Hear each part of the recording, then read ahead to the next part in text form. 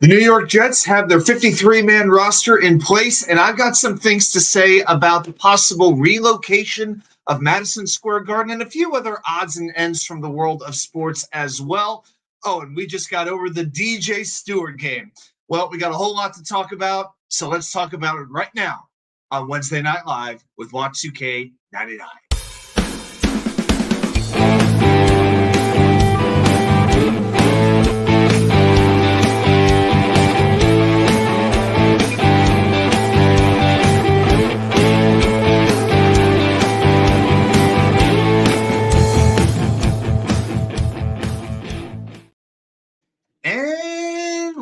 Well, welcome back to New York Sports Wicker Media. It is Wednesday night. It is episode 9 of Wednesday Night Live with WA2K99. Thank you, as always, for taking the time to watch these videos. Quick reminders, super chats, and all that good stuff are available. Super thanks are available right now. If you'd like to donate and say thank you, please share the word with a friend. Let's get this broadcast out there. I want to keep doing it, and I want to keep doing it with you guys because what fun is it talking to a camera by myself all the time? No. It's all about the interaction between you and me, and that's what makes this show so much fun and really the highlight of this channel. We got a lot of stuff to get into tonight for sure, so let's not waste any time. First thing I want to do is say hello to a few people who are here in the chat. Hank G, one of our regulars, will not be able to watch live. He's got other things going on tonight. Watch it tomorrow. Thank you so much for that. Jets mess. Always one of the first people to comment. Wickerman to the mess man. Good to see you, brother. Robert Bartolo. Ah, yes. And right back to you. Hello. Grandizer. Baba Booey, right back to you, my friend. How are you feeling about your Dolphins? You must be feeling pretty excited right now. So I'm sorry Jonathan Taylor didn't work out. Wah. But pure adrenaline sports. Yep, I just spent a couple hours on his channel, basically tracking this Mets-Rangers game tonight. Wow, what a crazy game, man. DJ Stewart, baby. DJ Stewart, making Norfolk, Virginia proud, baby. Next year, I not only want DJ Stewart on the New York Mets, I want the bobblehead. I want the whole ball of wax. I want the jersey. Come on, give me some DJ Stewart next year. Absolutely deserves a chance to be on the team next season. I'm just so happy that a guy that I got a chance to watch play in Norfolk a little bit is now making it happen with the Mets. It is so cool.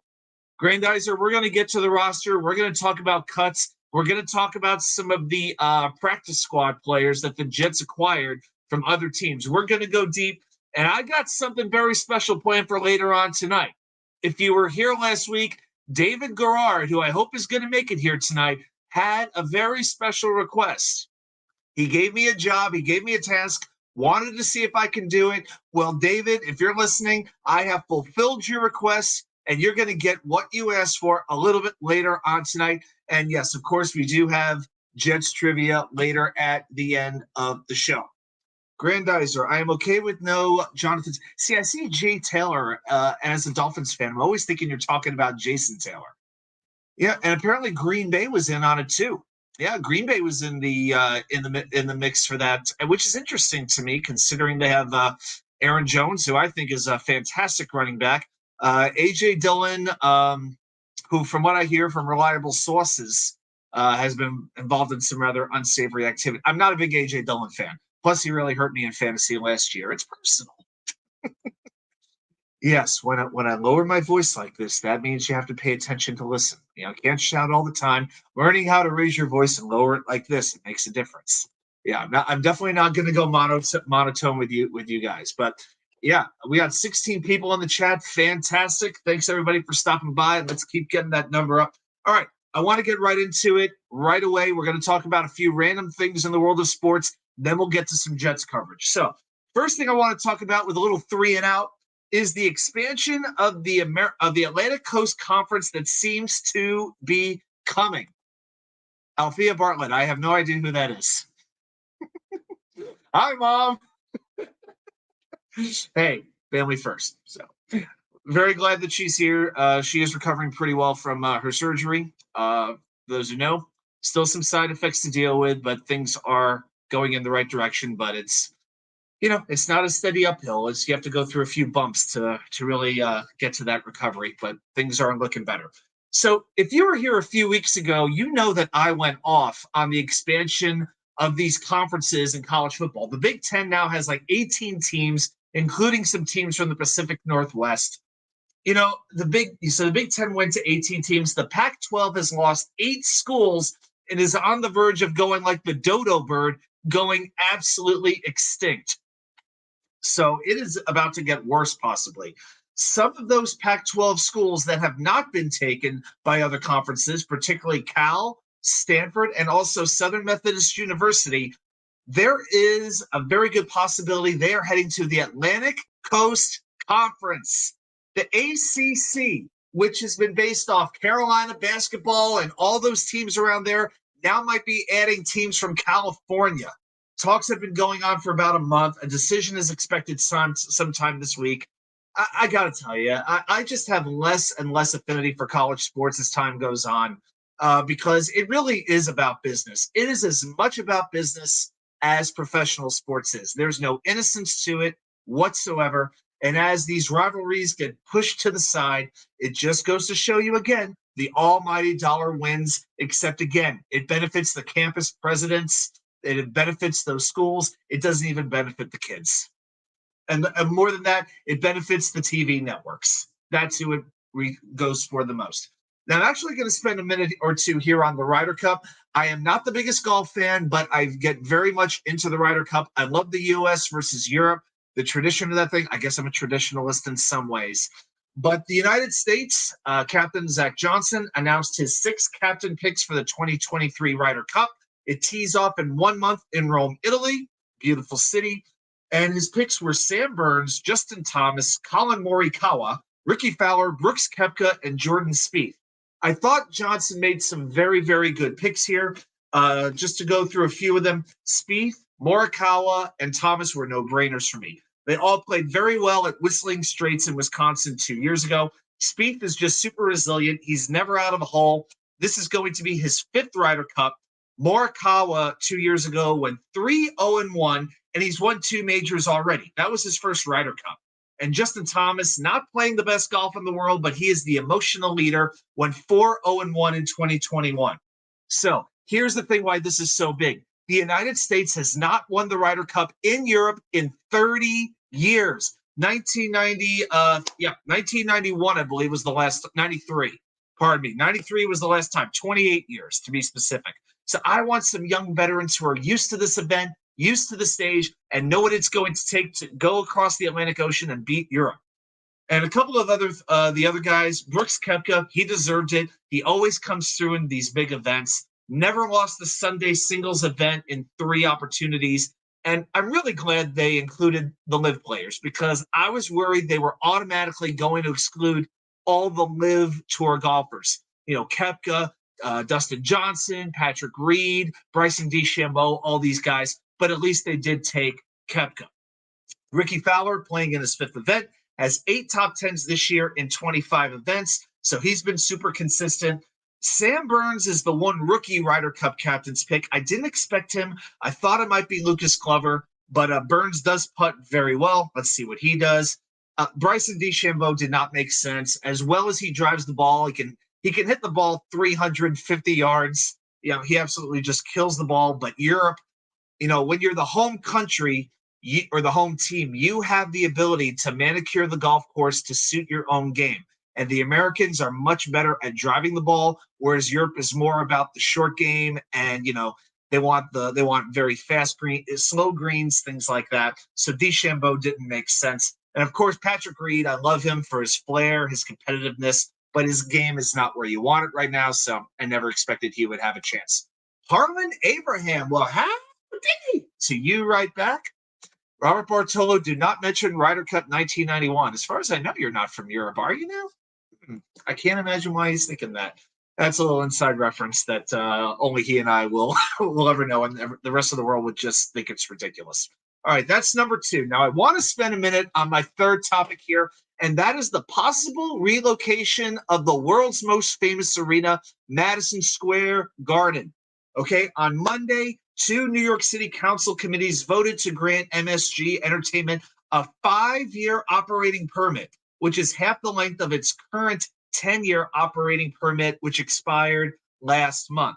Now, the move was recommended. It was supposed to be a 10-year recommendation, a 10-year permit. That's what was recommended by the New York City Department of City Planning, and it was well short of what Jim Dolan wanted. He wanted pretty much a lifetime permit. I mean, shocker, right?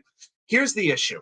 The Garden sits on top of Penn Station, and ask anybody who commutes there or through there, it is an absolute mess. It's a maze. There's always construction going on.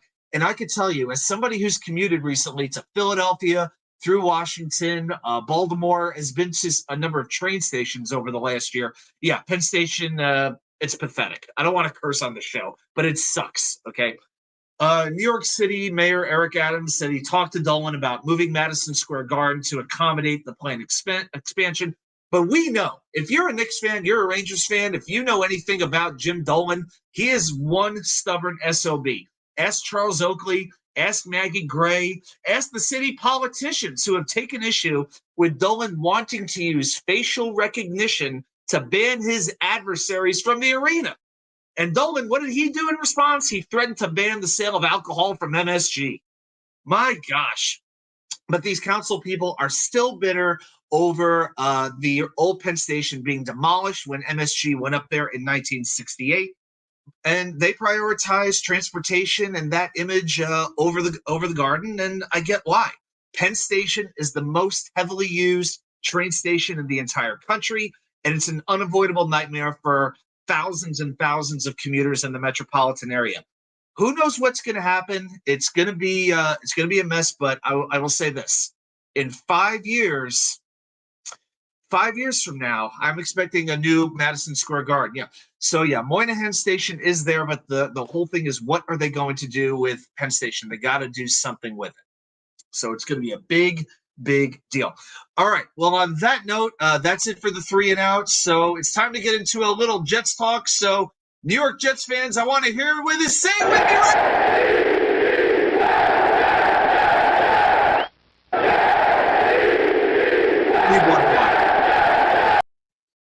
Okay, so I want to get into a couple of things here with the Jets. The first thing, I'm going to do a quick recap of the game against the Giants and a couple of statistics that stood out to me.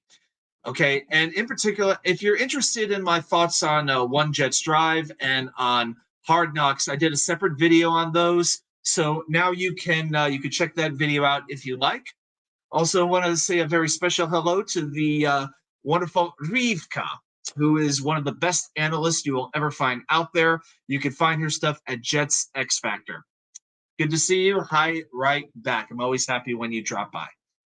So a few stats that I want to point out about this Jets game, then we'll talk a little bit about the roster. So Xavier Gipson led the team in yards after the catch, 78 yards alone after he caught the ball, followed by Izzy Abanikanda with 53. Jason Brownlee had 51. Alex Erickson, who is now off the team, he had 44. I really like that these young receivers showed an ability to not only catch the ball, but to do something with the ball once they had it in their hand. Joe Tippmann, man, I'm feeling more and more confident about this draft pick by the week. He had 91 pass blocking snaps for this game. 91. I think that's actually for the entire preseason. And over that time, he allowed no sacks and just 1 pressure. The biggest thing he's got to do is figure out that snapping. He was not used to doing the shotgun snap where the quarterback is standing 5 yards behind him and snapping the ball that way. So his shotgun snaps are erratic right now. That could be worked on. I'd much rather have to teach him how to snap the ball than how to block a defensive lineman. Okay, so even though Tippmann is not going to start the season as a starter, I definitely believe he will get a lot of playing time as the season goes on. Mekhi Becton, man, I'm so happy for this guy, even though he still has me blocked on Twitter. No bitterness whatsoever. He leads all offensive linemen for the Jets in run blocking with an 87.1 grade. Laken Tomlinson was second with 74. You know, Laken Tomlinson is one of those bounce back candidates that the Jets really need to have. And I think with a healthy Dwayne Brown alongside of him, they will go a long way towards having that happen. Now, for players on defense, for players who were targeted 5 times or more, Brandon Eccles, man, what a preseason Brandon Eccles had. He allowed a completion percentage of 33%, two receptions on 6 targets, excuse me. Now, Eccles, as we know, will be suspended for game one, and that might be a little bit of a detriment for the Jets in that game. I've seen his rampages. Yes, I've seen that happen. And when he gets on a rampage, he gets on a rampage. That's okay. You know, we can all have our opinions and feel how we like. And I do have some confidence Tomlinson can bounce back. I'm not sure how confident that he will bounce back, but I definitely believe he underachieved last season.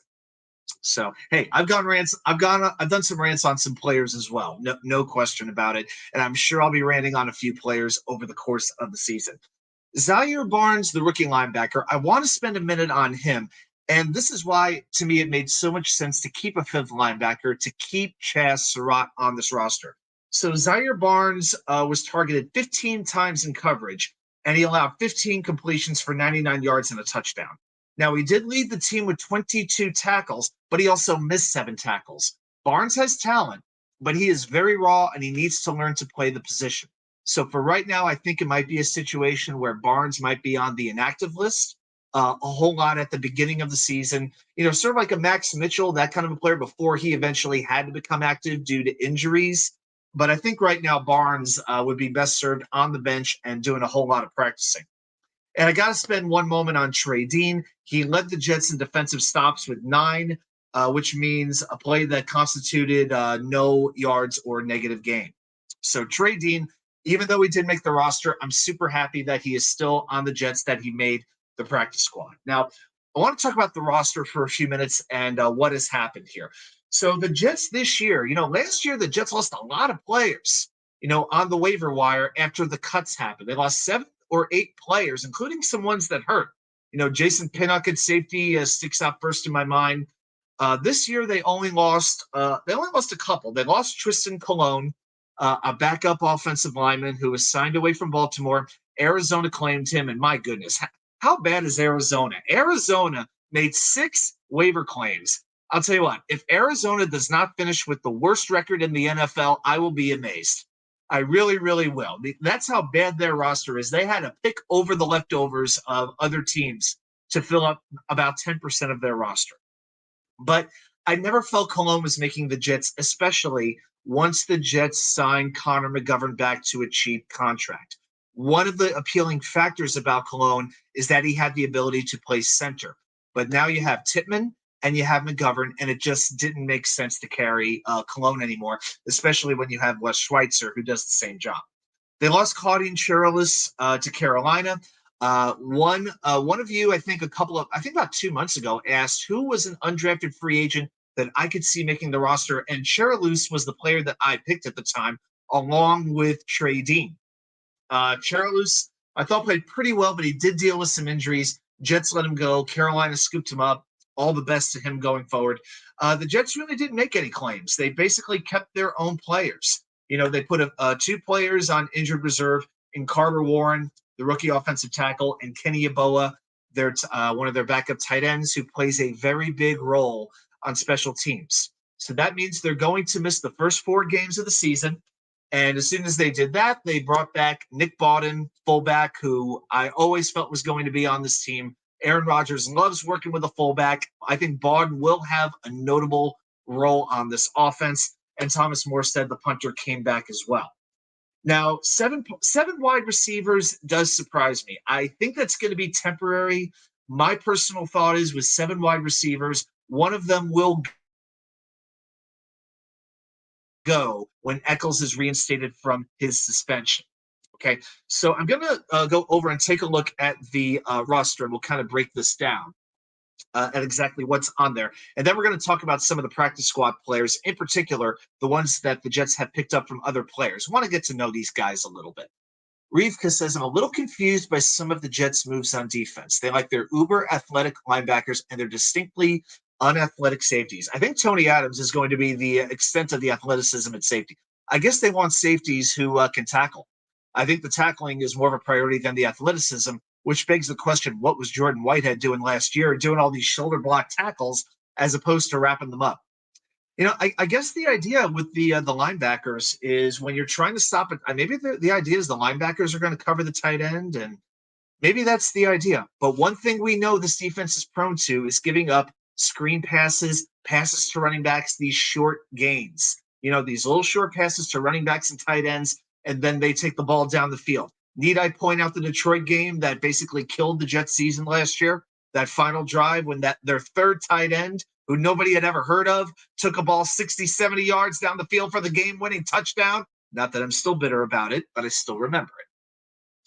Talking about the practice squad. Okay, we'll get into the practice squad in just a little bit. So to run down the roster, I won't go through every single name, but we'll go through the practice squad. Here's who the Jets have right now as of this recording. So there's 16 spots available. The Jets have added Tim Boyle at quarterback. They've added Xavier Valladay at running back. He's one of the guys we're going to talk about in a moment. Zach Kuntz at tight end. ODU, U-Rock. Glad Zach made it. Adam Pankey at offensive line. You got two defensive tackles in Marquise Spencer and Tanzel Smart, the king of the charcuterie board. At linebacker, you got Sam Aguigavin, Caleb Johnson, and they signed Marcelino McCrary Ball-Reefka. I'm going to get into him, and I think that's going to we'll talk about the athleticism there. And then on the outside, you've got Craig James and Nehemiah Shelton. And at safety, you've got Trey Dean and Tyreek Jones. All right, so that means there's 4 more spots. I think 3 more spots left to go. I think Deslin Alexander, defensive tackle, will have a spot on the roster. Unfortunately, it looks like Jerome Cap will not. All reports are that the Jets are really not interested in bringing him back. Very unfortunate. I was definitely rooting for him to make the roster, but it just doesn't look like this is his time. I hope he can catch on someplace else. So let's talk a little bit about the 3 players the Jets signed off the practice squad. So number 1 is Tyreek Jones, the safety from Tennessee. Now he's 6'3", 195 pounds. Now what's really interesting about him is his wingspan. He's got 33 and a 4-inch wingspan, which is really good for a safety. But he is a box safety. The Jets, they really seem to like their box safeties. Chuck Clark was more suited for that before he got hurt. Trey Dean, the same thing. Adrian Amos, you got to wonder how much range he still has left. He didn't have a whole lot last season. But the thing with Jones, he has good closing speed, but he's not very fluid, especially in the hips. Okay. He plays with a lot of toughness, and we know this coaching staff likes their tough safeties. He likes to play it up at the line of scrimmage. But the thing is, he's good running straight ahead, but he loses his speed when he's running in reverse. So in coverage, you got to be a little bit worried about him. So not afraid to tackle, not afraid to hit. But the thing with his physicality, he wants to run through a ball carrier. And tell me if this sounds familiar to you with the safeties that the Jets already have, okay? This is from his scouting report. With his physicality, he looks to run through ball carriers, but he cares more about striking than rap tackling.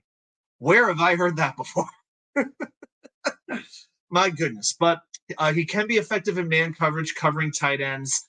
But when he's backpedaling, it's not working out so well. So let's see what he has to offer. He does have good coverage ability, and he's willing to hit. And you know what? It's very hard to teach a motor. You can't teach desire and a willingness to hit. You either have that or you don't. So we'll see what Jones has to offer. Then we get to Xavier Valladay. I'm just going to call him X Valladay. Yeah, his first name is actually spelled Xazavian. So I'm just calling him Xavier. So he's a running back from Pittsburgh, and the Jets have a pretty good history with running backs from, in this case, from the Pittsburgh Steelers. He was picked up from the Steelers. Now, he showed elite speed early on in the draft process. He ran a 4.46 40-yard dash. He posted a 40-inch vertical jump and a 10'3" broad jump. So if you look at his relative athletic score, and we know the Jets love their RAS, like it's all about that relative athletic score, right? He came in at a 9.46 out of 10. That is a Joe Douglas player if I've ever heard of one. Okay. Now he came to the Steelers very late. He only played with 2 of their preseason games. Before that, he was with the Houston Texans. Now, the Steelers signed him after they had an injury to another running back. So in the 2 games that Valladay played with Pittsburgh, he had 25 snaps. He had 12 rushes for 30 yards. Now, here's the thing with Valladay. He works very well when he's running to the outside and he can utilize his speed. Okay. He's shown many times he can turn the corner very well, outrun defenders, and pick up significant yardage. So he's got this really long stride that allows him to gain a whole lot of ground. And he's got that effortless style of run to him that he just makes it look too easy, almost like a gazelle. Okay.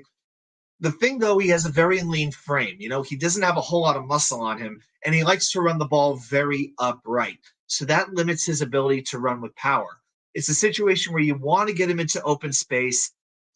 He doesn't have a great ability to break tackles, but he can once in a great while. So this is a running back where you really want him to attack the edge as opposed to up the middle. So it sounds a little bit like a little lesser version of Izzy, really, is what we're looking at with Valladay. So it's really about the right scheme fit with Valladay, where he can use his speed. Maybe setting up a screen for him. If you have an offense that likes to run screen passes, Valladay could be a piece that works out for you very, very well. Hey, just a reminder, if you have any questions for me, if you have any comments, feel free to put them right down there. I'll respond to as many comments as I can. Just want to say that. All right, now let's talk about the third player. And this one, the Jets just signed tonight. Defensive back Marcelino McCrary-Ball, who spent last year on the San Francisco 49ers practice squad. Now, McCrary-Ball is 6 foot even, 214 pounds. Now, he's kind of been a linebacker who's been used at safety a little bit. So I think depending on the defense, he's sort of that hybrid linebacker safety role. But here's the comparison that I've been hearing. The player comparison I've been hearing about for this guy is Quan Alexander, who a lot of Jets fans did not want to let go of after last season. So McCrary-Ball has very good speed. He recognizes plays very well. And in both of the preseason games he played with San Francisco, he looked super fast. So fast to the point where he would over pursue and miss tackles. So there was a good chance he was going to be the third starting linebacker in the 49ers 4-3 defense. The Niners instead chose to go with a bunch of rookies as opposed to the incumbent players, you might say, so they let him go. Now, McCrary-Ball intercepted Jordan Love earlier in the preseason. So McCrary-Ball's playing zone, and you have another defender in man coverage. So McCrary-Ball hits the receiver literally as Jordan Love threw the ball into the red zone. The ball floats high in the air. McCrary-Ball is able to track the ball in the air, but he also catches it and returns it 57 yards. So this is a linebacker who can cover, and this has been a concern of mine with the linebacking group is can this linebacker corps, can they cover well enough? So McCrary-Ball, this is a player who could potentially step into that role. This is my Chad Pennington jersey, Robert, but it is actually my more recent Chad Pennington jersey. Yeah, I've got another one that's a little bit older that's has a signature or two on it, but yeah, this is the more recent Chad Pennington jersey. I actually have two of them. So yeah, I don't have a whole lot of jerseys, but yeah, I'll always have a Chad Pennington jersey. That'll always be my guy. So those are my thoughts on the practice squad. Now we're going to have a little bit of fun here. Okay. So David Garrard last week asked me, well, before we do that, Rivka's got a question for me. Do you think Jeff Ulbrich could be a good head coaching candidate if the Jets defense has another good year? I was wondering that when watching Hard Knocks. I will say this. I think the stock of Jeff Ulbrich has been skyrocketing as of late because let's remember, a year to a year and a half ago, there were a whole lot of Jets fans who wanted this guy fired. They wanted him out, and it just goes to show you a lot of times in the NFL, good players make coaches look that much better. Now, it's very hard to determine if a good coordinator is going to become a good head coach. Like, nowadays to be a head coach in the NFL, you've got to be more of like a CEO, like an overseer of the entire team.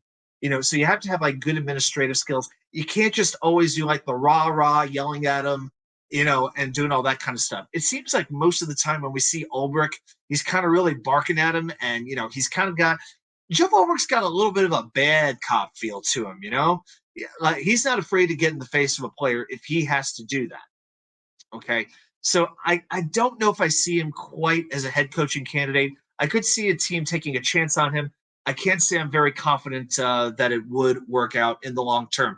Let's say a quick hello to the great John Nolte. Yes, one of the best Jets fans that I know. Salty Nalty, welcome over to Wednesday Night Live. It's always good to see you, my friend. Thank you so much. All right, so David Garrard asked me to get into the 2019 Jets to see what has happened to these players. What has happened to these guys? Are they still in the league? Where are they now? Because think about it, 2019 is only 4 years ago. This takes us back to the Adam Gase era, ERROR, the Adam Gase era. So I went through all 73 players. That's right, who suited up for the New York Jets in 2019. And we're just going to go through them real quick, talk about if they're active, if they're inactive, where they are now. Just back from the Florida Keys. I hope you got out of there in time before before the weather hit. It looks absolutely terrible down there. It's going to be working its way up here, but I don't think in Virginia we're going to be getting too much. We might just get the remnants of it. But yeah, I hope you're safe. And anybody who's down there and who's down there south of where I am in Virginia, all the best. Yeah, for sure. It's horrible when these things happen, for sure. Okay, so let's talk about the 2019 Jets. So I'm going to go through each position. We'll just talk about quickly if they're active or inactive, and then we're going to total it up, and I'm going to give you a few stats on this list, and we'll see just how much this team has really turned over in the last 4 years. So the Jets had 4 quarterbacks in 2019. Sam Darnold, who's active with the 49ers. David Fales, who is not active. His last season was 2019. He is now a radio broadcaster for San Jose State University. You've got Luke Falk. Oh, my gosh. Not active. His only season was 2019. He is an assistant coach at Wingate University near Charlotte, North Carolina. And then you have Trevor Siemian, who is no longer active. He was released by the Cincinnati Bengals just this week. So 1 out of 4 quarterbacks is still active, and he is not a starter. Okay. Running backs. We got a few here. We've got Josh Adams, not active. His last season in the league was 2021. He is now an offensive coach at Vanderbilt University. Le'Veon Bell, not active, obviously. His last season was 2021. And in his spare time now, he's trying to set up a boxing match with Logan Paul. We got Trenton Cannon, drafted from Virginia State University. He is not active right now. His last season was 2022. You've got Ty Montgomery, who is active. He is now a wide receiver with the New England Patriots. Bilal Powell. Any excuse I have to say that name, I will. Bilal, of course, not active anymore. His last season was 2020.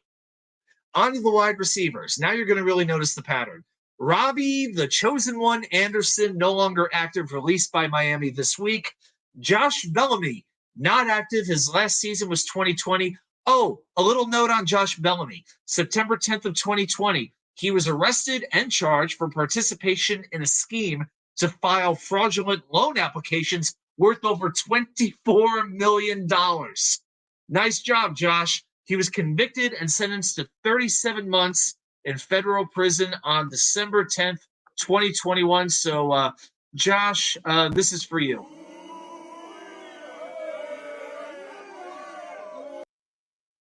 Very disappointing, Josh. Very, very sad. Then you got Braxton Berrios, now, of course, active with the Miami Dolphins. Jamison Crowder, not active, released by the New York Giants this week. I got a feeling he might catch on with somebody, though. As of right now, not active in the league. Quincy Enunwa, not active. He had to retire due to neck injuries. His last season was 2019. Josh Malone, not active. His last season was 2020. He now plays for the DC Defenders of the XFL.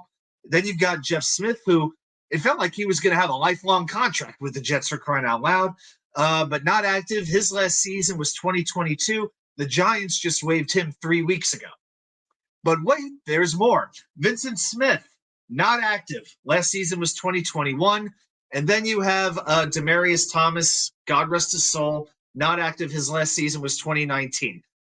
Have you noticed so far that a lot of these players, their last season in the NFL was 2019? Think about how many careers that season ruined, okay? We'll give you the totals a little bit later. Yeah, what could have been? Man, that was looking like it could have been John Idzik's best draft pick, Quincy Enunwa, because John Idzik was as bad a drafter as I have ever seen. But yeah, Enunwa brought like a special blend of size and speed. And, we think about that Eric Decker touchdown in overtime against the Patriots, but never forget, it was Quincy Enunwa's catch and run that set that touchdown up. It's really what it was. Glad to see he's still doing some analysis for the Jets, that he hasn't, gotten out of the game. Then we go to tight end, and oh my gosh, how long has the tight end been a wasteland for the Jets? We've got 4. Daniel Brown, not active last season in 2021. He officially retired in March. Ryan Griffin, not active. His last season was 2022. Remember when Ryan Griffin was actually catching touchdowns from Sam Darnold, and there was like a tiny portion of the fan base excited about Ryan Griffin, and then he actually got an extension? Wow. Chris Herndon, not active last season, 2021. The fact that the Jets got a draft pick for him, which turned into Michael Clemens, Joe Douglas deserves a statue just for that move alone. Rivka, Mike Mayock gave Idzik a run for his money. He sure did. He most certainly did. And then you've got Trevon Wesco, who is active now with the Tennessee Titans. So that's 1 out of 4 tight ends. On to the offensive line we go. You got Kelvin Beachum, left tackle, active with Arizona, made a good career for himself. Ben Braden, not active last season, 2021. Tom straight out of Compton, not active last season, 2022. Chuma Edoga is actually active in the league with the Dallas Cowboys. Jonathan Harrison, who at center, a big step down from Nick Mangold, not active. His last season was 2019. Ryan Khalil, not active. His last season was 2019. Interestingly enough, though, Ryan Khalil is doing a pretty cool thing. He's working with Blake Griffin, the basketball player. They just launched a production company called Mortal Media. So he's gotten into the entertainment industry, working on making TV shows and movies. So all the best to Ryan Khalil. Alex Lewis, not active. Last season was 2020. Connor McDermott, active with the New England Patriots. Kelechi Osemele, yikes, not active. Last season was 2020. Brent Qualley, not active. Last season, 2020. Robert Bartolo with a quick question. When did you find the time to do this? It helps to be single with no kids.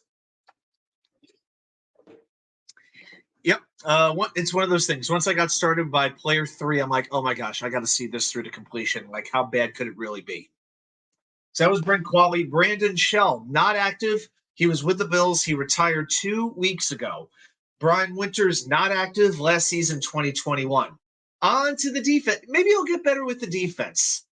Now, Henry Anderson was going to be active with Carolina, but was just placed on injured reserve. I'm going to count him as active because he's technically on a roster. Yeah, Henry Anderson had 1 good season with the Jets, and then that ended rather quickly. Terrell Basham, not active, waived by Cincinnati on Friday. Foley Fatukasi, active with the Jacksonville Jaguars. Steve McClendon, not active. Last season was 2021. Kyle Phillips, active. The New Orleans Saints signed him. Nathan Shepard, active with New Orleans as well. Leonard Williams, of course, active with the New York Giants. Quinnen Williams, active with the Jets since 2019. Did you notice that that's the first player? That is the first player that I mentioned in this exercise who is active with the Jets 4 years later. I went through the whole freaking offense from 2019. Not one player, not one stinking player is still with the Jets 4 years later. My goodness gracious. But the defensive line was pretty dang good. On the linebacker we go. B.J. Bello. I'll give you all a moment so you can Wikipedia him. Not active. Last season was 2020. Tried out with the Bears last month. Wasn't selected. James Burgess, not active. Last season was 2020. Blake Cashman. God bless him. Active with Houston and played most of last season. Didn't succumb to injuries. Brandon Copeland, not active. Retired last week. Neville Hewitt, active with the Houston Texans. Jordan Jenkins, not active. Last played in 2021. Bronson Kafusi. Yes, not active. Last season, 2019. Frankie Louvu, probably the one player that got away that really, really hurt. Let him go to Carolina. He's active, and he has become a really, really good player. He's become a stalwart on that defense. That's a player the Jets could use right about now. Albert McClellan, not active. Last season, 2019. John Nolte asked, did you mention Greg Van Rotten? No, he was not on the roster in 2019. He came in 2020. So no, we're not. No, I did not mention Greg Van Rotten because he was not there just yet. CJ Mosley. By the way, I went to Pro Football Reference and looked at every single player listed on that team. So that was how I did it. CJ Mosley, active, been with the Jets since 2019. Jordan Willis, active, now with the Las Vegas Raiders. Paul Warlow, not active. Last season was 2019. He is now coaching at the University of Delaware and was just inducted into their Hall of Fame. So congratulations to Paulie, I guess. On to the defensive backs. Bless Austin. I didn't even know this till I was doing the research on this. Bless Austin was signed by the Atlanta Falcons. I figured he was out of the league. He wasn't in the NFL last year, but he was signed 1 week ago by the Atlanta Falcons. So congratulations to him. Kyron Brown, not active. The Bills had him for 3 weeks and released him literally yesterday. They released him on Tuesday. Jamal Adams, need I say more, active with Seattle. Maurice Canaday, not active. Last season, 2021. Blake Countess, not active. Last season, 2021. Matthias Farley, good special teams player, not active. Last season, 2022. Nate Hairston, not active. He was released by Arizona this week. Bennett Jackson, this secondary, oh my God. Bennett Jackson, not active. Last season was 2020. Trumaine Johnson. Tremaine Johnson, not active. Last season, 2019, and one of the worst free agent signings in the history of this just storied franchise. Arthur Millette, active with Baltimore after spending a lot of time in Pittsburgh. He's made a nice little career for himself. Marcus May, active with New Orleans. Rontez Miles. Yes, Rontez Miles, not active. Last season, 2019. He was a coach at Woodland Hills High School in Pennsylvania until he was arrested for burglary and aggravated assault, going into a woman's home, dragging her out of bed, and beating her up on her own lawn. Nice. Very nice, Rontez. Very nice. So I know he had to appear in court. He hasn't been sentenced yet, but there's a good chance he's going to have to do some time in jail. Brian Poole. Man, Brian Poole, not active last season, 2020. That's the guy who played pretty well with the Jets for 2 years as a slot cornerback, but then just kind of fell off the face of the earth. But yeah, Brian Poole was a good player. I always liked him as a Jet. Then you've got Darryl Roberts, not active last season, 2021. And then on to special teams, you've got Lachlan Edwards, not active last season, 2021. You've got Sam freaking Ficken, the kicker, not active last season, 2020. Thomas Hennessy, the long snapper, active with the Jets. He's been with the Jets since 2017.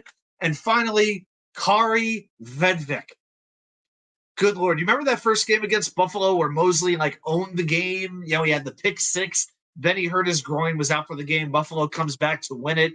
But Kari Vedvik just couldn't make a kick to save his life. Well, Kari Vedvik is not active. His only season in the NFL was 2019. 2 weeks ago, he was traded. That's right. He was traded from the Saskatchewan Roughriders to the Hamilton Bulldogs of the CFL. So Kari Vedvik has carved out a little career up in the Canadian Football League. Way to go, eh? So if we do the numbers on this, so what does all this mean, you ask? Well, I went through 73 players just now for you. 46 of those players, by the way, were drafted by an NFL team.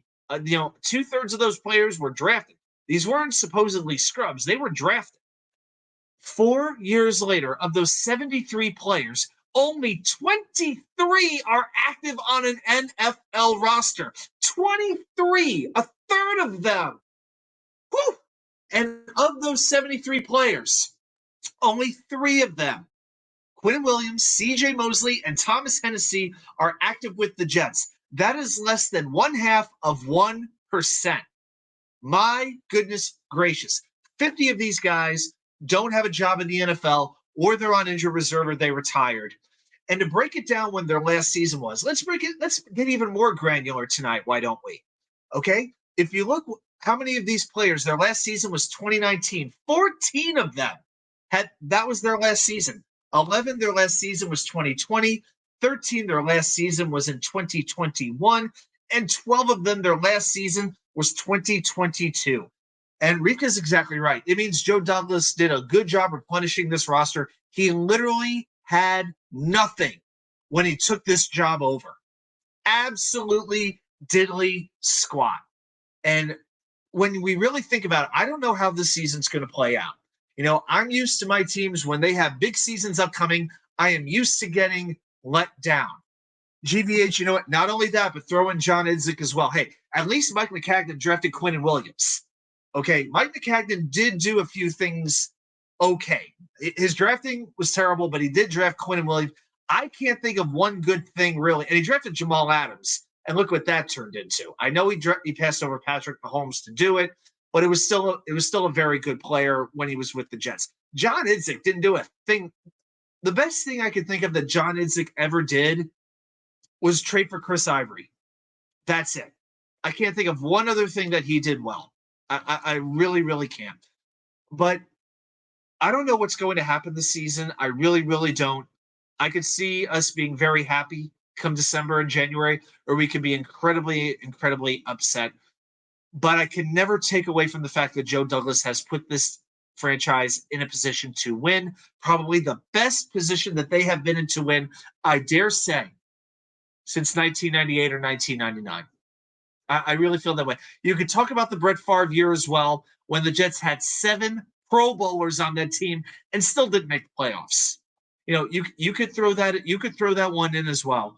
But as far as being this well-rounded, being this good at the key positions, offensive line, in my opinion, is turning into a strength by the day as Becton gets better and Dwayne Brown gets healthy. Throw in a legit, at least 2 legit nationally recognized weapons on offense in Breece Hall and Garrett Wilson. Throw in one of the greatest quarterbacks to ever do it and as pure of a passer as we've ever seen. Throw in the pass rusher. Think about it. When was the last time the Jets had this many pass rushers? Rex Ryan, it wasn't about the greatness of the player. It was about the scheme. It was about the intelligence. Rex was a cerebral assassin. He would figure out how to get there, how to blitz, and figure out a way to generate the pressure. This is going to be about setting 4 guys, beating the offensive line. The offense is going to know what's coming, but still they have to stop it because it's coming in waves. Like waves on a Hawaiian shore. It's going to be one after another and another and another. It may be a tight window, John. It may be a tight window, but it's going to be multiple years. It's going to be 2 to 3 years. The Rams had a very tight window. They made it work. So it really comes down to what happens with the quarterback situation. But you know what? We'll worry about next year. I want to focus as much as I can on this year. I want to be in the here and now right now because you know why? For so long as a Jets fan, it has been all about looking down the road. Okay, it's like if this draft pick works out, give this quarterback 2 or 3 years to develop. Maybe we could at least be in the playoff mix in 2 or 3 years. Screw that. It is time to contend. It is time to earn respect from all the haters on talk radio, on national TV, from all the beat writers around the country, because believe me, they're still out there. They're playing the what if game. There's certain radio shows I can't bear to listen to because all they want to talk about is the what if. What if Rodgers gets hurt? What if the offensive line isn't the same? What if Mekhi Becton's knee doesn't hold up? What if Robert Saleh is not a big-time head coach? Hey, what if, not that I'm wishing on it, but what if Patrick Mahomes goes down with a torn ACL in week 1 of the season? What if that happens? I don't wish it on him. I got all the respect in the world for him, and I like the guy. But you never know what's going to happen year to year. You can't predict it. You just can't do that. John Nolte says, I would have cut Carl Lawson. I thought Lawson was probably going to go. I really did at the beginning of the season. I do worry about his back. I'm glad he's practicing. It's going to be interesting to see what he can do. But Lawson he's really more of a pass rusher than he is a run defender. But now that he is a good year and a half removed from his Achilles surgery, I think Lawson knows, 1, that he's in a contract year. 2, he's got a lot of talent breathing down his neck. Lawson's going to have to give everything he has to these games if he's going to get his playing time. Lawson's going to be very interesting, but look at it this way. The Jets pass rush does not live or die on the shoulders of number 58. If it doesn't work out for him, throw in Will McDonald, throw in Jermaine Johnson, throw in Michael Clemens, throw in John Franklin Myers. There will be a plethora of options for Jeff Ulrich and Robert Saleh to utilize. Rivka, that's why I'm so frustrated with the Corey Davis retirement. Oh, I am. If he was thinking of it since before training camp, why didn't he tell the Jets? If he did, why didn't they pursue Hopkins? From all that you see, I'm going off Corey Davis's Instagram post from when I read it. He was thinking about this for a while. Now, did he tell the Jets? We don't know that for sure. But had we known Corey Davis was going to retire, yes, I would have said go after DeAndre Hopkins as opposed to Dalvin Cook. It would have made a lot of sense for that to happen because, again, it would have cost money. It wouldn't have cost any draft capital, and they could have fit it under the salary cap. Yeah, it is incredibly frustrating, but it is going to give other players an opportunity to step up. And for me, it was frustrating on a personal level because I was one of Corey Davis' most devout supporters. I supported him amongst all criticism and negativity from Jets fans. I defended him to guys like Nick, to Green Bean as well. I would stand up for him. And they would try to put me in my place. But, I always felt he played with lower quality quarterbacks for one thing. And I felt when he was healthy, he could really deliver. I liked his combination. I wanted to see him get used in the slot a lot more. I felt that Davis struggled most when he played on the outside and he's going against like a Patrick Surtain in Denver, that kind of receiver. I wanted him in the slot a little more where he could utilize that size and that power and, really take advantage. He's a good route runner, so I felt he would have worked very, very well in the open field. And now if Aaron Rodgers had been throwing the ball to him, man, could have been good. I mean, it's $10.5 million that he walked away from. So, I wish him well. But yeah, it is very disappointing that he chose to make the move that he made when he chose to make it. Had he done it before training camp, I would not have been as upset with him as I am. It's his decision to make. God bless him. It's his life. But, I hate to say that it was selfish, but it feels like it was a selfish move because I wish he had done it sooner. So I want to go to Emanon real quick. Good to see you, man. Yeah, power. The wicker chair does give us power. Yeah, that's yeah. I agree with Nania on a lot of things. Some people have called me a more handsome Michael Nania, but just with a little bit less stats at my disposal, which is fine.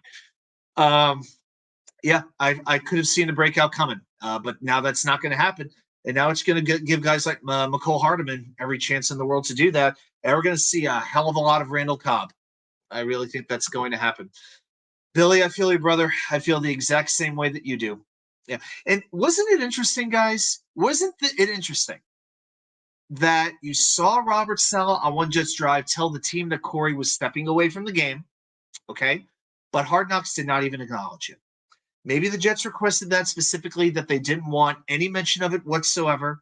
But I would find it interesting that you saw that on One Jets Drive, but you didn't see any of that on Hard Knocks. I found that fascinating. Jin Pak, hey! What's up, buddy? Just remember, please like, and if you haven't subscribed yet, please subscribe to the channel. We're in that 700 range and working our way towards 800. We will be doing trivia in just a little while, so you all want to stay tuned for that. I've got a very unique Jets trivia question here for you. Yeah, from what I'm hearing, Rodgers and Hardeman are still working on their timing. They don't quite have it yet, and this is one reason why the running game is going to be so important. And it's why I think it's so important that Breece Hall and Dalvin Cook are ready to go. They better be ready to go right from the beginning. I want them running behind AVT and behind Mekhi Becton early on the right side of that offensive line because they are both elite run blockers. I don't want it to be a position where it feels like Aaron Rodgers has to win the game immediately because it is going to take time for that offense to come together. Thank God the Jets don't have to see Von Miller week one. That's going to make things easier. But remember, Buffalo, their defense is still kind of coming together a little bit. They lost Tremaine Edmonds, who is the quarterback of that defense. You wonder about the linebacking unit after Matt Milano. Is there a chance that the Jets could exploit that a little bit? Now that we're doing a game preview, we're going to have one of those coming for you next week. But I really think the Jets have to look for a way to hit some short passes, to the tight ends and to the running backs early on. Get that short passing game going. Test those linebackers and let's see if maybe we could catch them out of position. That's what I really want to see. Oh, I want to go back to Rika's comment here. On one Jets drive, one of the coaches told the players to say a prayer for Corey. The thing with it, he said specifically that his kids were healthy. If it had been like one of his kids getting sick, I would understand that. But he specifically said in the Instagram post that they were healthy. So I just wonder what it's about. It's not my place to speculate. I don't think that would be appropriate. I'm just going by what he wrote on the Instagram post, and I'm reacting to it. But one day, I'm sure we're going to find out the truth. Yes, I wanted Nick Bawden back. I've been ringing the Nick Bawden bell from the beginning, ever since the Jets signed him. And I watched once I watched him play 2 games, I was sold. I loved it. The way that he blocked on special teams and blocked for the running game was beautiful, and I think it's going to be a big thing. He's going to catch some random passes, like third down conversions. I think he's going to have multiple touchdowns. Aaron Rodgers worked with John Kuhn a lot in Green Bay, and I think he's going to really utilize that fullback. I really think Bond's going to become a little bit of a fan favorite here. Yeah, I really, really do. The likes of AJ Espinosa, Greg Rousseau, and Boogie Basham make the Jets O-line look like match 6 in that second game last year. That was last year. Dwayne Brown's now got a healthy shoulder. We've got Mekhi Becton. Let's see. Tomlinson, I think, is gonna be a big deal. Oh, and don't forget Ed Oliver. We can't forget Ed Oliver.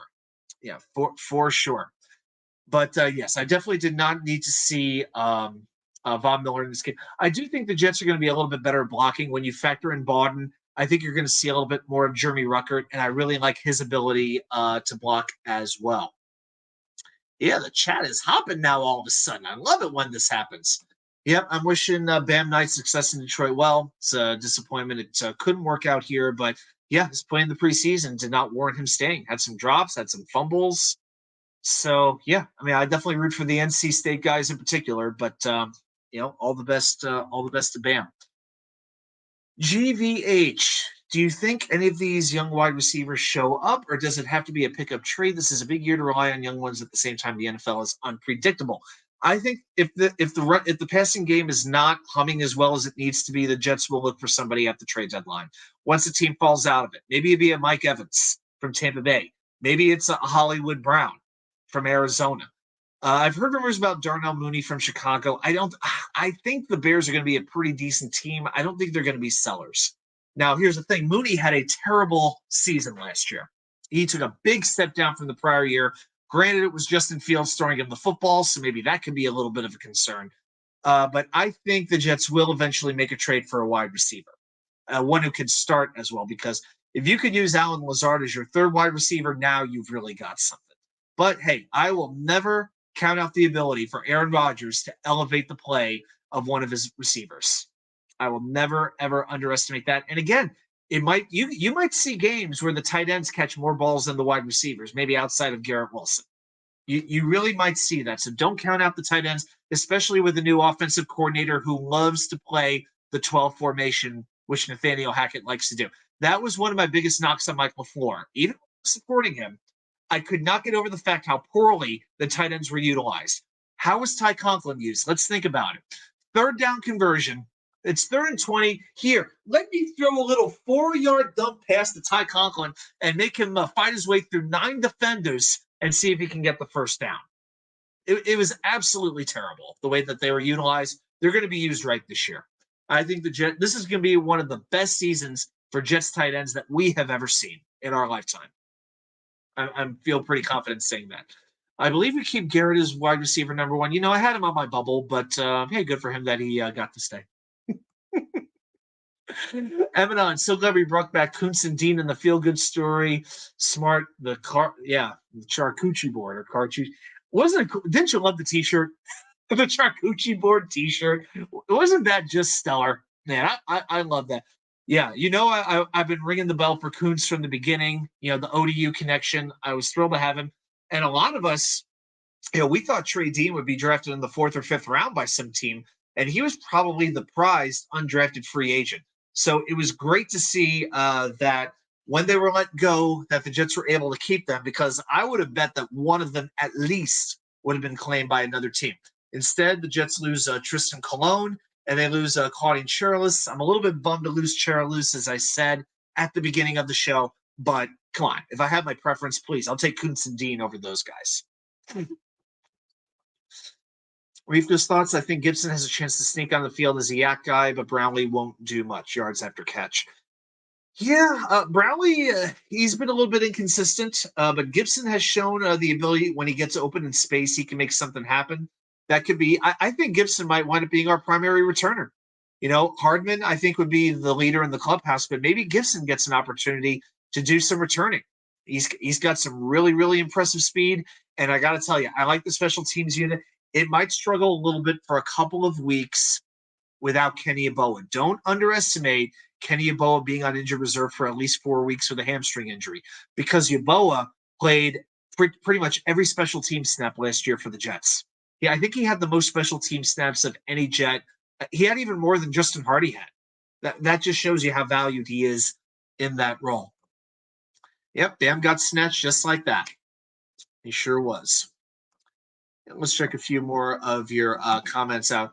Yeah, I feel the exact same way. Nick Bawden will definitely give us some power. Yeah, if Tomlinson's struggling, if Dwayne Brown's not a great run blocker, so it might be a situation where on those types of run plays, especially to the outside, you put in Nick Bawden to help open up that hole. And hey, we got some running backs who they may not be natural tackle breakers. I'm thinking about Breece Hall and Michael Carter in particular. But if you give them a little space, they know what to do. They know where to go. They can read the play well, and they can find some open space and make a big impact. Yeah, I think Nick Bawden is going to be a very important part of this offense. Both show. Man, you guys are awesome. Just killing it right now in the board. I love it. He wasn't claimed he signed with the Lions practice squad. Yep.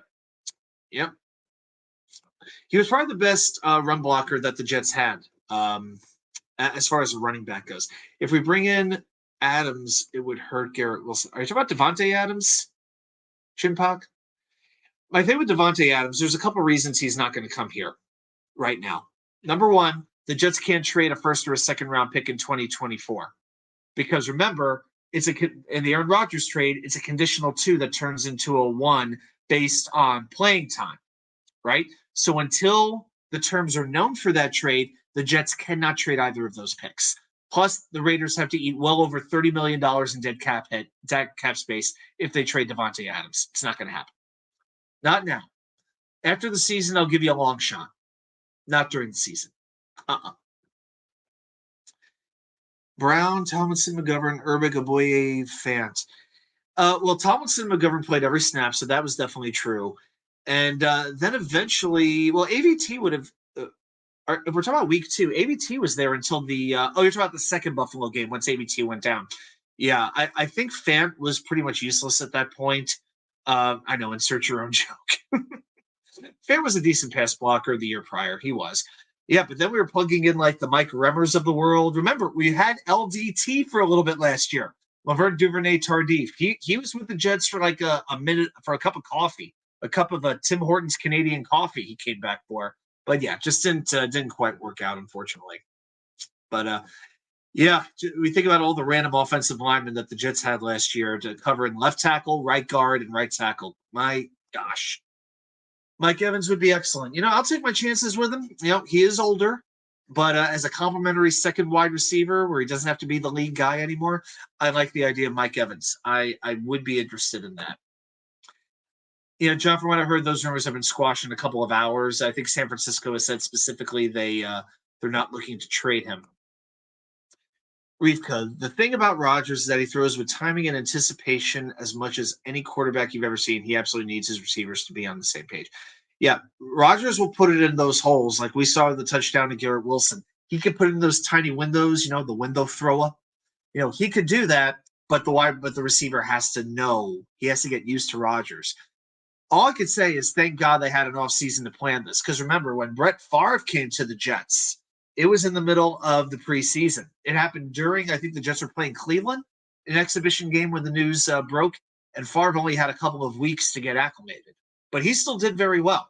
So to me, if Favre had that little time and he made it work, and he didn't exactly have a lot of receivers he was familiar with. I mean, they brought Bubba Franks in, but he stunk. with the Jets. At least Rodgers has Lazard to work with. He has Cobb to work with. So at least Rodgers has two wide receivers who he knows. So that is something to factor in.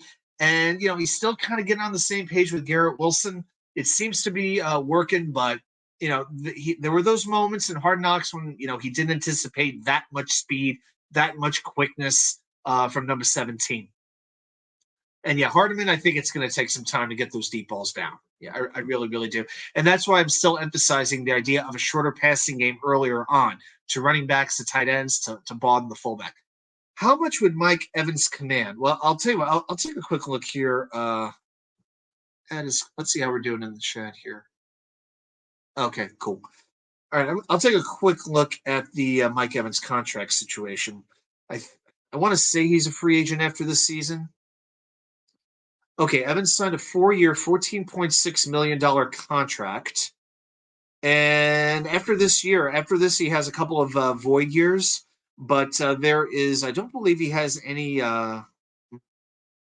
Sometimes reading these websites can be a little confusing. He has no base salary after this season. Okay, this year he's making $13 million base salary with a $1.5 million roster bonus. The cap hit for Evans, though, is $23.7 million. Whoa. Yikes. So if they were to cut him, it looks like they would take on a dead cap hit of $12 million.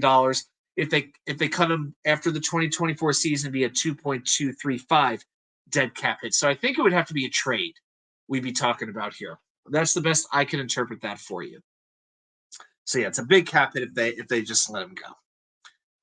Yeah, Tenzel's smart. He's a funny guy. He's one funny dude. I didn't know he had that much personality. And credit to him for sticking strong. And I guess he's going to his 7th year now in the NFL. And he's like, Tanzel's like that AAA player who gets those glimpses at the major league. He's a little bit like DJ Stewart from the Mets, right? He's had his glimpses, he's had his moments in the majors, but can he do it consistently enough? Swig of water for the working man and woman out there. Yeah, from Arkansas to North Carolina to New Jersey to Florida. I got a whole bunch of states in here. Thank you so much for joining me tonight. Yeah, I'll definitely stay through all of your chats for sure. Yeah, we'll get to the trivia in just a little bit. Breece Hall and Dalvin Cook, Billy says, in the same backfield with Aaron Rodgers. That is a killer trio. It sure is. I hope Dalvin still has it. I really do. I've been worried about his drops, his fumbles, things like that. So I think Dalvin Cook might win you a game, but he also might lose you a game. So let's see what Dalvin Cook has to offer. But I am looking forward to it. GBH, agree with Rivka that we've seen the Rodgers hand signals and the Cobb rant. Yeah, that penalty was so bogus. My goodness. Rodgers needs his wide receivers to be on board and think like quarterback, you're invisible as Mims in the LaFleur offense. Also the tight ends in the LaFleur offense, like we talked about. Yeah, for sure. Yeah, John, I'm happy about Gibson making the team too. It wasn't a guy that I was looking at early on in the season. I was looking at Jason Brownlee. I was hoping for Jerome Cap, but Gibson was the one who produced. He produced more than any of them. He earned that roster spot. Let's see him continue to earn that roster spot because I'm telling you guys, the Jets, I believe, has 7 wide receivers on their team. By week 2, they're not going to have 7 on their team anymore.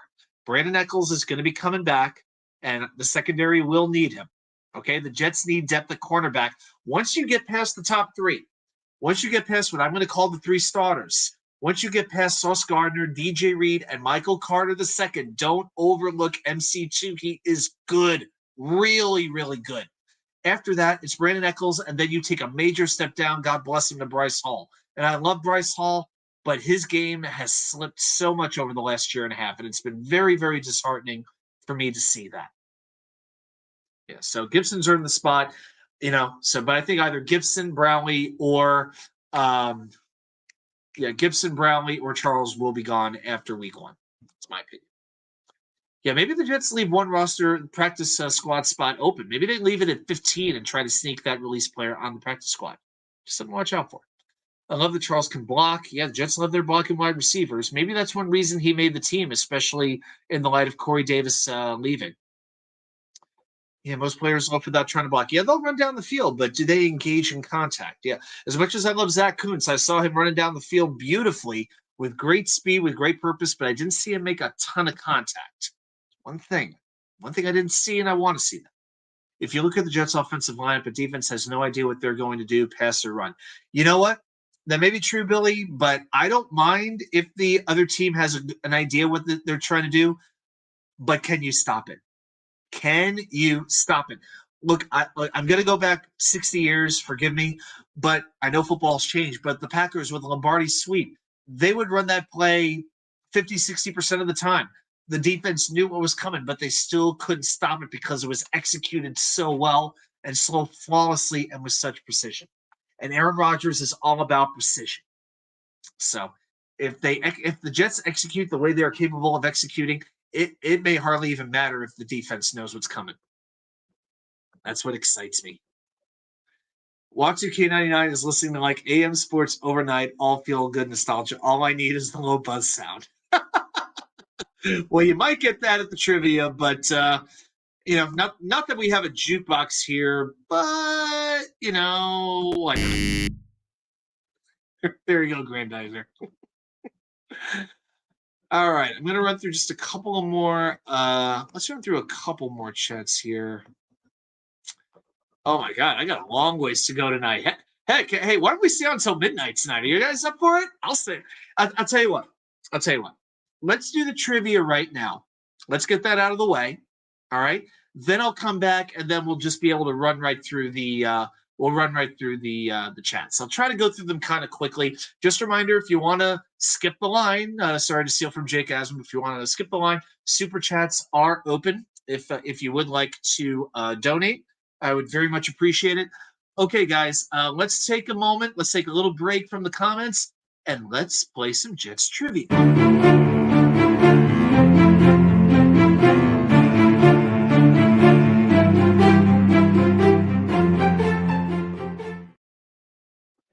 And welcome to the trivia. Well, what would be the trivia layer? I don't know. I don't know what it would be, but yep. But we are here, and we are going to give you a Jets trivia question tonight. And I think this is going to be a little bit of a surprising one. You know what? You guys have to forgive me. I'm going to have to skip all the way down to look at the. I'll try to get back to your comments a little bit earlier from before, but I got to look all the way down at the bottom just so I can see your answers. Okay. So here are the rules. You get 5 minutes to answer the trivia question. I'll be keeping track, and I'll give you periodic time cues over the course of it as I'm getting the clock set up here for 5 minutes. Grandizer is going to sub to you if you like. I would appreciate that very much, my friend. Thank you. All right, guys, here's your trivia question for the night. We're going to do a Corey Davis question. Yes, we are. Corey Davis will be getting paid $666,000 by the Jets this year. That's his roster bonus money, despite not being on the team. But there are 3 players, okay?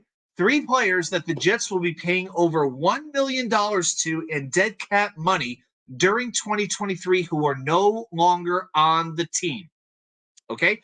3 players the Jets are paying $1 million or more to who are no longer on the team. Can you name those 3 players? Your time starts now. I will say this. The Jets are paying only $9.2 million. That is the 7th lowest in the NFL. And I'll tell you another thing. The top 10 teams in terms of the least amount of money, dead cap money being paid, they're all in the AFC. Isn't that interesting? Jets mess says Lee Cravette. Lee Cravette is always the correct answer. You know that. You know that by now.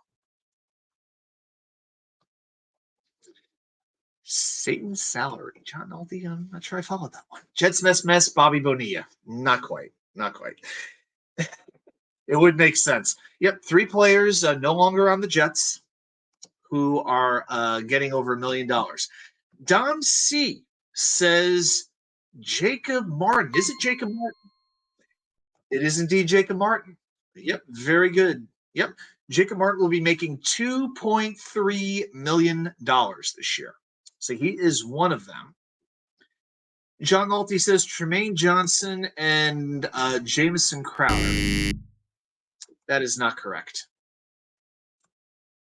Nope, that's all over. Oh, Jets Mess.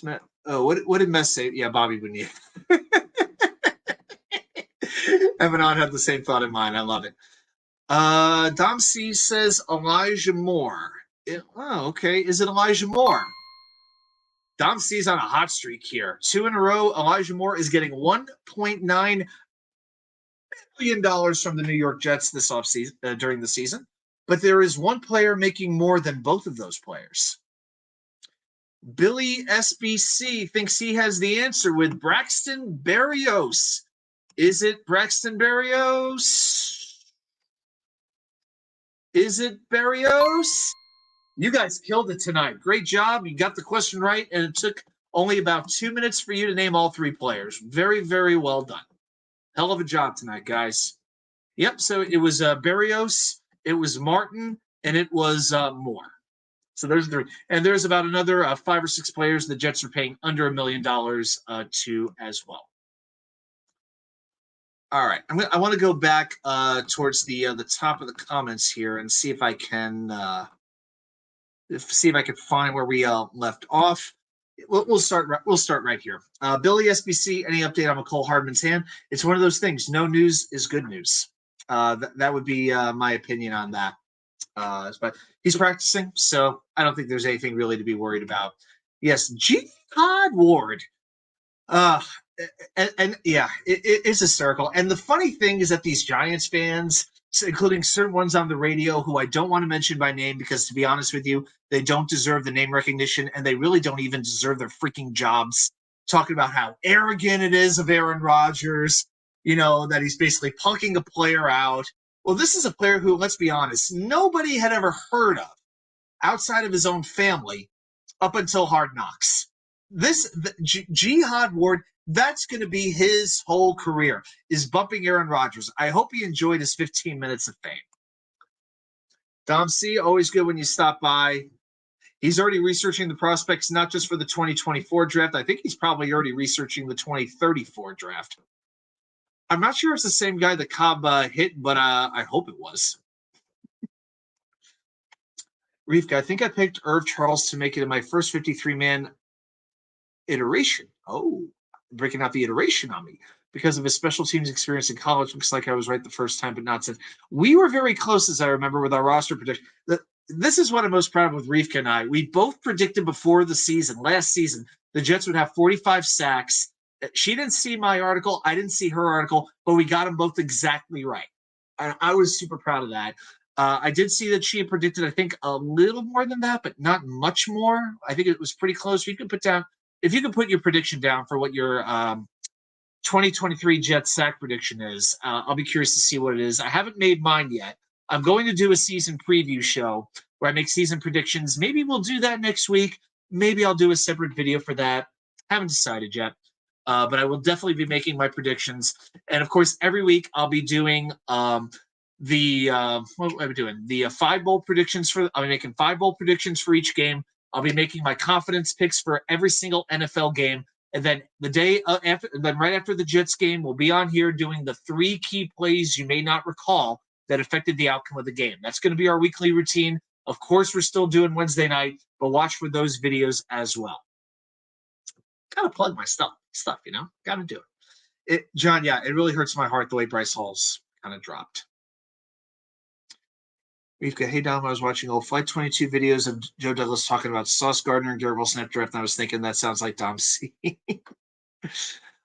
Oh, boy. Emanon saying something. All right.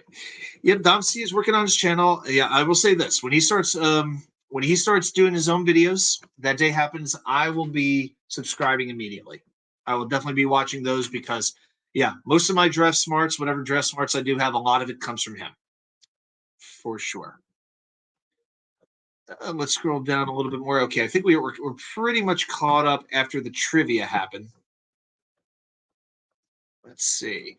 Yes, the great John Post. Good to see you too, my friend. Yeah, definitely check his stuff out at Proud. Yep, John Post was here. Now we got Nick Shine here. Good to see you stop by, man. We spent a lot of time talking about the greatness of Corey Davis and all those guys. But yeah, I'm glad that Nick has was able to take the time to stop by to watch the show. For sure. Reevka, I think guy put 46 or 47 on the sec rates and projected snap counts. Yeah, you're breaking down by individual player. I didn't get that granular. You can see them going over 50. I can too. I really think the Jets are going to be playing with the lead a whole lot more than they were before, and they can really know, they're going to have some good third down opportunities to get some sacks. Because remember this, guys, and I put this in another video. The Jets were 5th in the sacks last year. They got a lot of sacks, but if you look at hurry percentage, if you look at the percentage of time they rushed the quarterback as opposed to the number of quarterback dropbacks, they were only 21st in the league. That's a problem. What that means is when the Jets did get a pass rush, they got the sack. Okay, so they have to generate more consistent pressure this year, especially when you're looking at the quarterbacks that they're going to be taking on this season. When they're facing Hurts, Mahomes, Lawrence, Allen, on and on we can go with, you can even throw Daniel Jones in there. I think he's going to have a very good season. I really do. So Justin Herbert, let us not forget him as well. So that is why it makes more and more sense that the Jets invested again in the defensive line, in keeping Bryce Huff, in keeping Carl Lawson, drafting Will McDonald. It makes more and more sense. Signing Quentin Jefferson, that's another one. So I think the Jets are really going to need that. They're going to need that extra boost in pass rush because, to be honest with you, as good as it was last year, it could have been better. The Eagles had, 75 sacks last year? Let's see the Jets at least get 55. Why not? If the Eagles could do it, why can't the Jets? Why the heck not? GBH, looking forward to the Domsey channel because I don't have X. It still feels weird saying X, doesn't it? The stuff on Green Bean's vlog was very informative during draft time. Yeah, it sure was. Absolutely was. We've got Hope McDonald can get a few forced fumbles. That's one of his superpowers. Well, it has not been one of the Jets' superpowers. Yeah, the Jets' just inability to take the football away last year was incredibly disappointing. So that needs to be. I don't know how you really even coach recovering a fumble because the Jets would force fumbles last year, but they wouldn't recover them. Grandizer, going backwards a little bit. New York Jets news. Meet the absolute wolf of the New York Jets. This surprise inclusion to the New York Jets 53-man roster was named an absolute wolf by head coach Robert Saleh, Jets X-Factor. Yeah, you're talking about Charles, right? Yeah, I'm pretty sure you're talking about Irv Charles that he called a wolf. Yeah. Yeah, I'm pretty sure that's what happened. I don't want to forget my buddy Johnny Jimenez. Yes, my fellow Virginia Jets fan. Always good to see you, man. Our Kuntz is back. Yes. Johnny, I can assure you, I was texting Tommy, Ray, Timmy, Barb, Art, all the guys, Sam Agami, all my fellow officers and the Virginia Jets fans.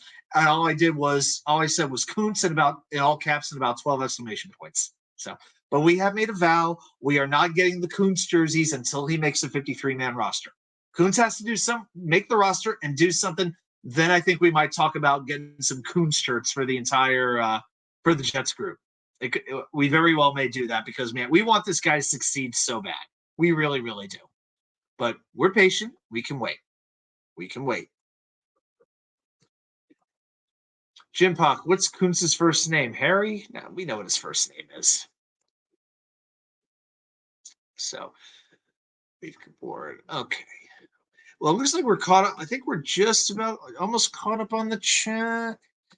Yeah, we have to absolutely have to start turning the other team over. And not only that, but scoring. Because last year, the New England Patriots, they had 7 defensive touchdowns last season. 7. I think the Jets had 1, but it was overturned. I think it was 2. I think Sauce Gardner had a pick 6 in one game early in a game that was called back.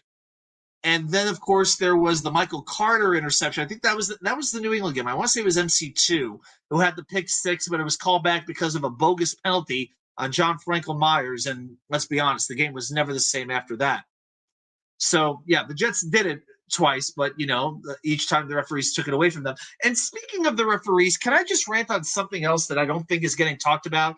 Not one time did the Jets offense get a roughing the passer penalty called in their favor. Not once was Zach Wilson. Not once was Joe Flacco. Not once was Mike White. Not once was Chris Streveler and Sergio Kier hit late and hit out of bounds, and the defense got nailed for a roughing the passer penalty. You got to think. That's going to happen just a little bit more with number 8 behind center now. Just all those little things that make a difference. It's usually the most ridiculous things that determine a winner or a loser of a football game, and it can be a roughing the passer penalty that gives the Jets that extra 15 yards that they need. Who knows? But that is reality. That absolutely can happen. The good part is Rivka says the defense was so good without forcing turnovers. Yep, and also starting with a lot of short field positions too. Unlike the Cowboys, who recovered 17 fumbles and are likely to regress, they very well may. But when you do have Micah Parsons, you got a lot going for you.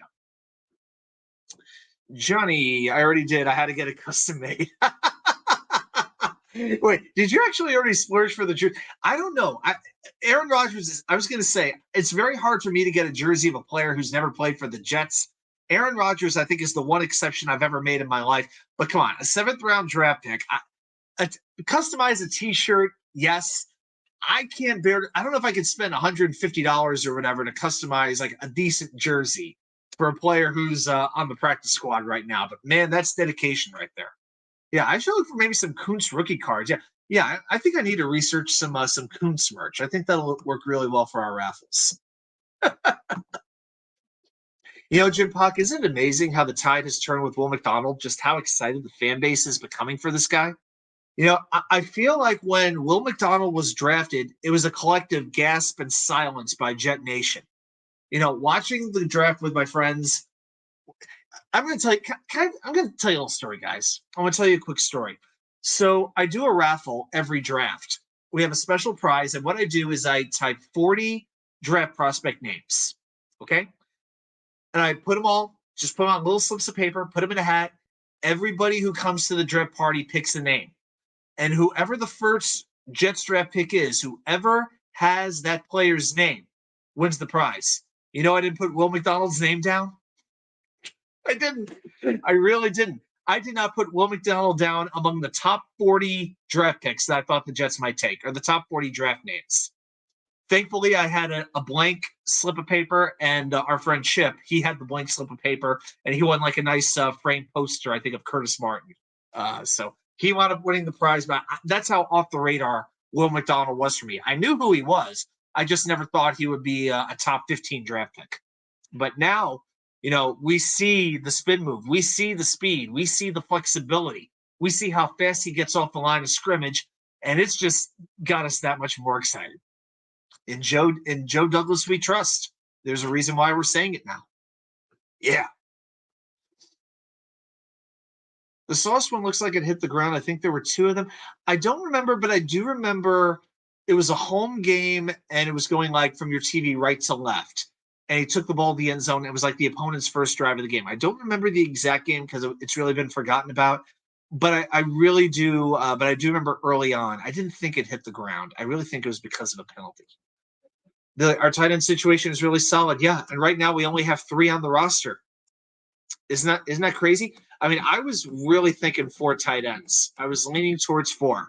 And I really thought it was going to be 4. I mean, I was going back and forth between Yeboah and Kuntz, and maybe Yeboah would have made the 53 had it not been for the hamstring injury.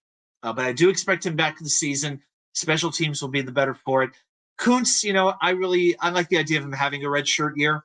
I don't know if he's going to get. I don't think he's going to get playing time outside of a potential injury, and that's fine because he still needs to learn the minute details and of playing tight end, of blocking, of running routes, and all of that. And I feel very confident in the ability of Coach Ron Middleton, the Jets tight end coach, to do the job.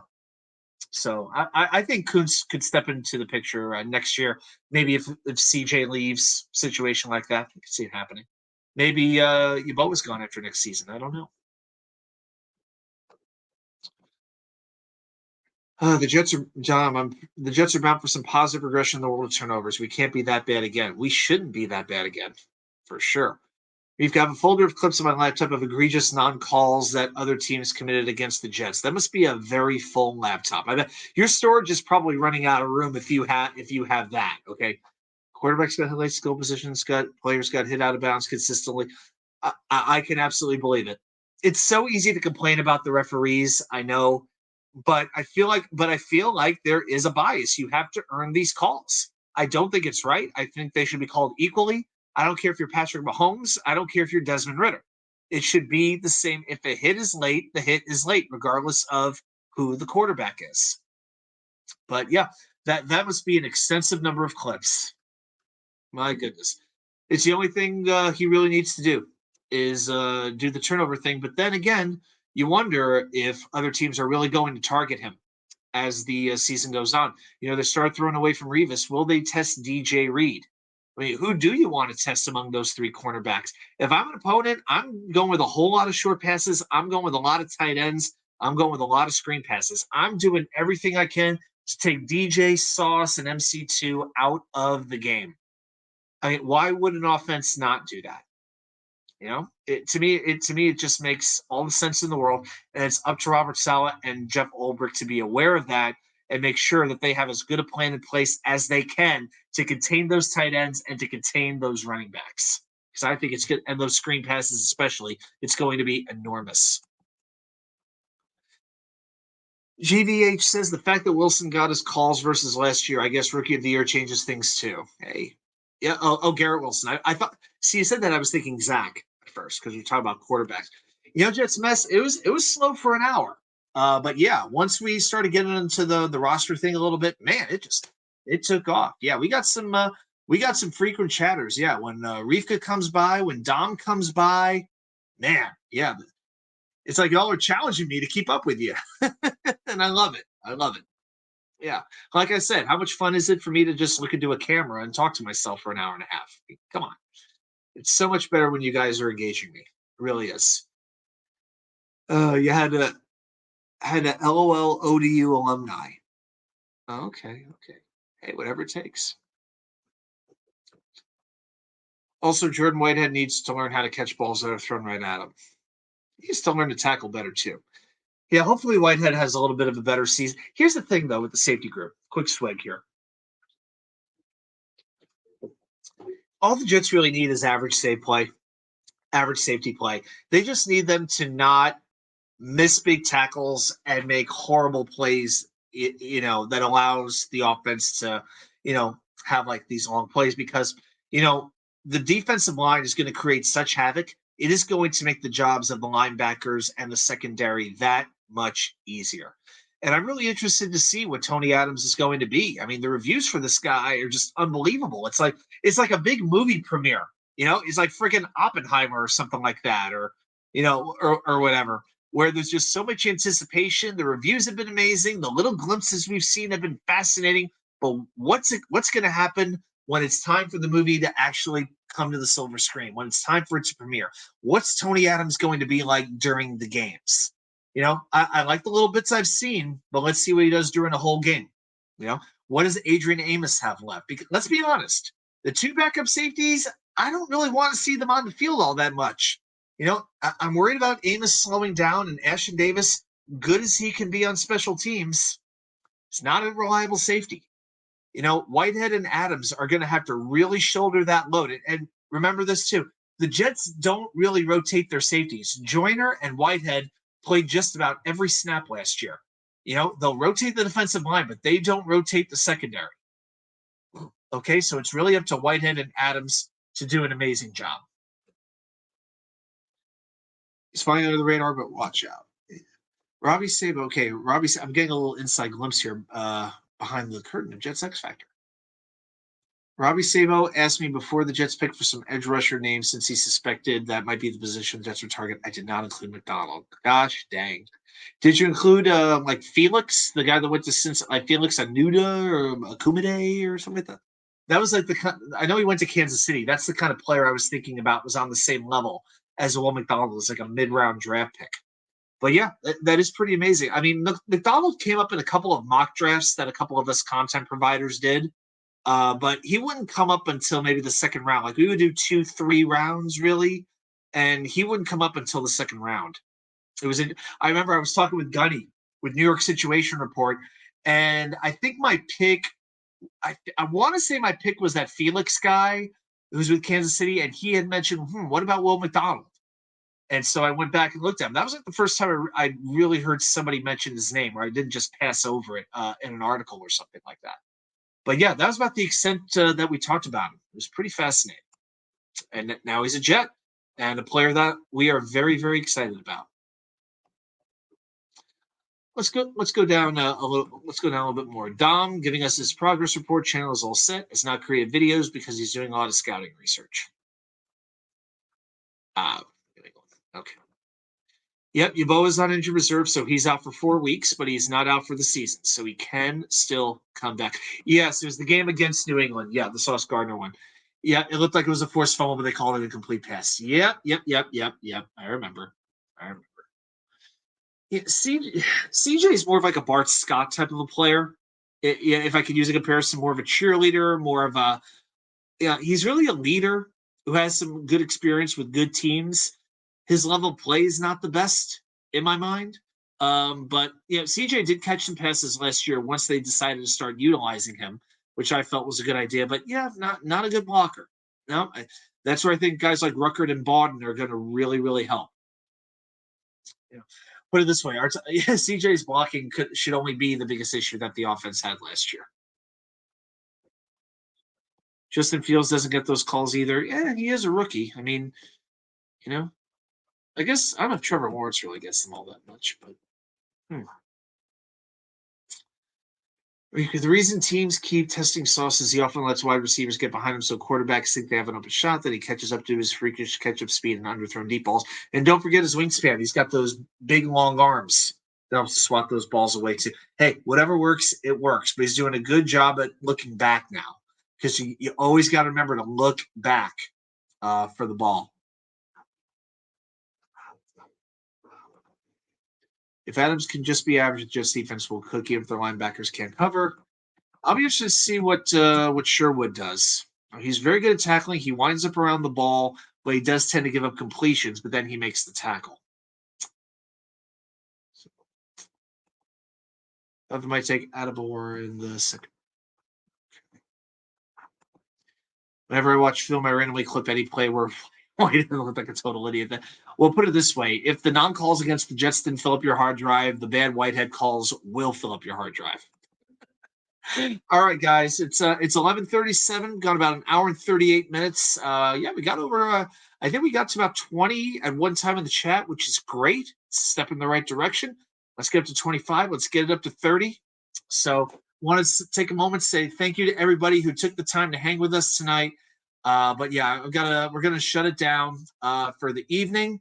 So definitely stay with me. I'm going to be back here next Wednesday. We'll start. I guess we'll be able to start doing some previews season. Maybe we'll do some season predictions. Maybe we'll do Jets predictions.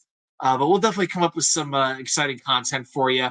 I want to thank everybody again for coming by and for helping this channel to grow the way that it has. And what else can I say? Except I'll see you right back here with more content from you know where. The Wicker Chair.